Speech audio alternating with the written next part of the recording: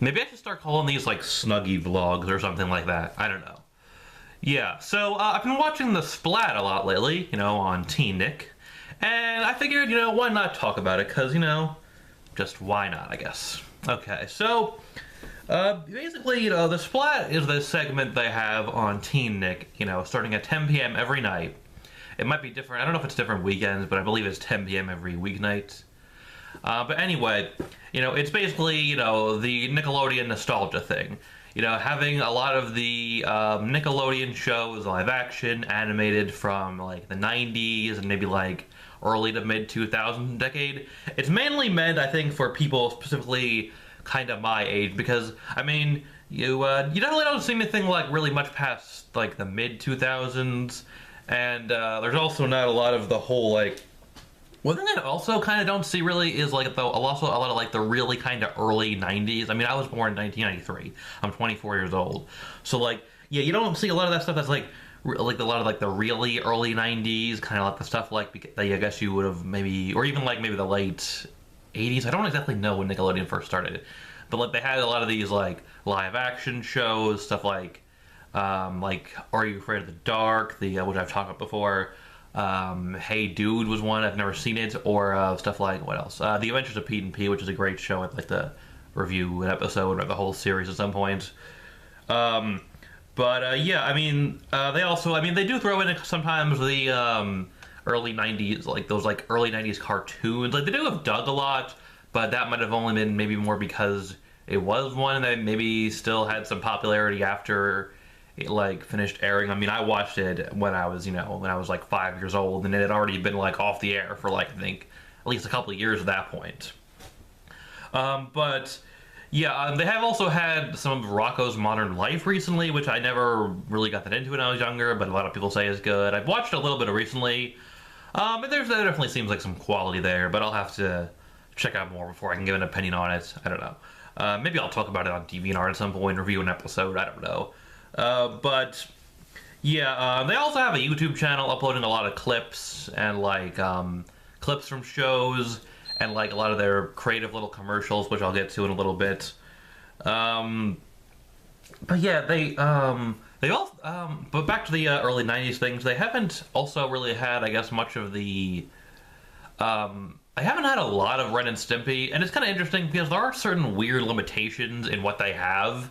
Because like sometimes it's kind of like they'll often do the thing like where they'll have like each night they'll do like a marathon of a certain show, and sometimes they'll have shows for a little while. Like for a little while there was Ren and Stimpy a little bit. I was watching it, and it's pretty good. I like that show, I would say. I mean, it was one of those that I also didn't really get too into when I was younger, but watching it again I'm like, yeah, there's definitely some good stuff here. They'll have like marathons of shows. Like on Valentine's Day night just a couple days ago they had Hey Arnold, like a marathon, but it was like episodes that were like romance themed. I think they also maybe have the actual Valentine's Day themed episode, but I didn't watch that. I don't know. I just wonder. I guess maybe the reason they don't have as much of like the really early '90s shows is because maybe they figured that the people who watch that stuff are going to kind of be too old right now, having more responsibilities, maybe married, have kids, whatever. So maybe they're not going to be like watching, old nostalgic shows. I guess it is kind of like I said, made for more people around my age range. They do have a lot of cool stuff on there. They have these commercials, which often this one thing that they do is this series of commercials that they basically could be called "Wait, What?", where they kind of will bring attention to like they'll show a clip from some of these shows. And they'll bring attention to how they had something on there that was either kind of just like really weird and out there, or something that would be considered like inappropriate for a kid's show. And these can be pretty funny, but one thing that concerns me is that this is still I understand that this is meant more for people my age, like young adults and stuff, or maybe teenagers even. But like this is a thing where you're having like a block of like kids shows.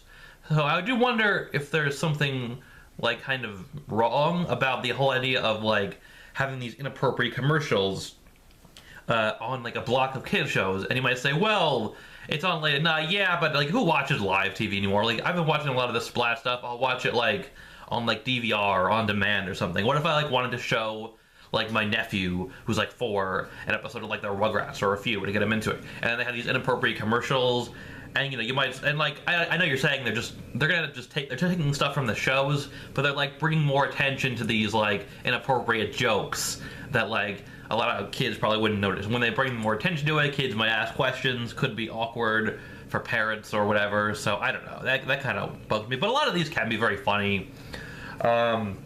They also, like I said, they feature a lot of them on their YouTube channel, which I'll link down below. The YouTube channel, it's a pretty cool YouTube channel. I am subscribed to it, and yeah, that's good.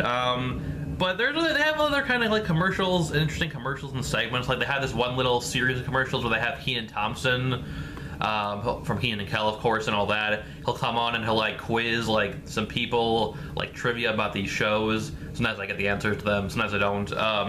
They still got a lot of the live action stuff, like, or some of it like All That, and All That and Kenan and Kel are two pretty frequent ones. Kenan and Kel's on like all the time there. You know what I actually haven't seen though? The Amanda Show, and that was definitely one that they could have. I don't know, it's a sketch comedy show like All That. It's, it was Dan Schneider who's still working with Nickelodeon, doing stuff like Henry Danger and Game Shakers.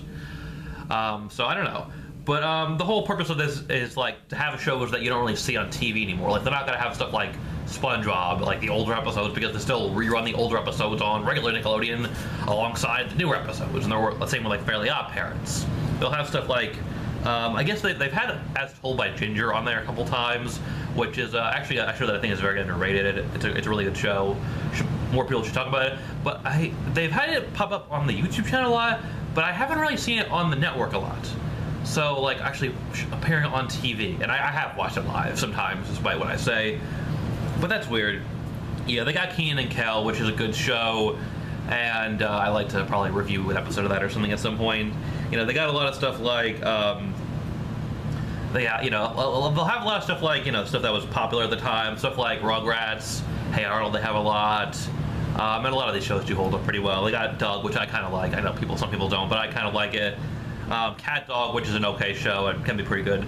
Such a weird show. They really should do like a Wait What commercial for Cat Dog, because there's a bunch of things they can do. Like they had one episode that like referenced cannibalism like almost blatantly, and they had also an episode where there was like something that was like meant to be like an allegory for groups like the KKK, like literally that. So they could definitely do a Wait What commercial with that. I don't think I've seen any with Cat Dog. They also had a commercial at one point where like talking about like the whole thing about like how does Cat Dog go to the bathroom, which they didn't really answer, I guess. But here's another question about Cat Dog that nobody ever asks. What do they do for a living? Like, think about it. They have this nice big house where they live in, but they never had a steady job. I think they might have had a job or two here and there that lasts for a little while, but they've never had a steady job. Like even SpongeBob, okay, it's not like plausible that he could afford a house, a nice house like that, working as a fry cook at a fast food restaurant, eventually working for Mr. Krabs, that cheapskate. But like, what about like, even that, like maybe he could, but that's a job at least, and maybe he's getting help from his parents, who he still has a relationship with. Cat Dog doesn't even have parents until one point in the show. They don't know who their parents are, and they don't have jobs at all. So like, how are they affording that house? Doesn't make much sense. I don't know.